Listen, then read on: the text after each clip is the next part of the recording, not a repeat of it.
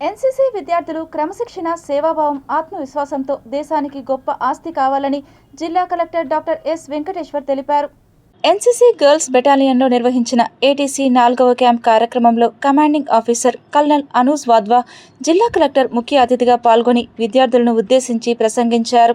ఈ సందర్భంగా జిల్లా కలెక్టర్ మాట్లాడుతూ తిరుపతి జిల్లాలో ఎన్సీసీ విద్యార్థులకు మే 21 నుండి 31 వరకు ఏటీసీ 4వ క్యాంప్ నిర్వహించడం జరుగుతుందని, ఈ క్యాంప్లో ఆంధ్రప్రదేశ్లోని 5 జిల్లాలకు సంబంధించి దాదాపు 600 మంది ఎన్సీసీ విద్యార్థులు పాల్గొంటున్నారన్నారు.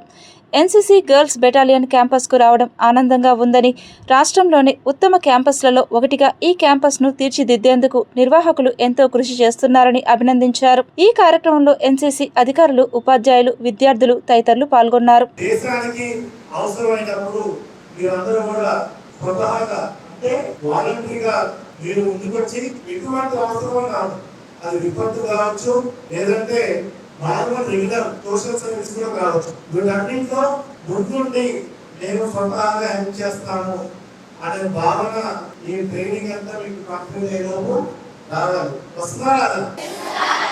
సో మీరు ఇప్పుడు కూడా ఎప్పుడు అవసరమైనప్పుడు అది జిల్లా యంత్రాంగం అడగచ్చు, డిస్ట్రిక్ట్ కలెక్టర్ అడగచ్చు, ఎవరైనా అడగదు. సార్ మేము ముందుకు వచ్చి హెల్ప్ చేస్తాను. Let it be crowd control, your let it be some flood, let it be some earthquake, let serious అందరూ కూడా ఇప్పుడు కూడా దే యూస్ టు రెస్పాండ్.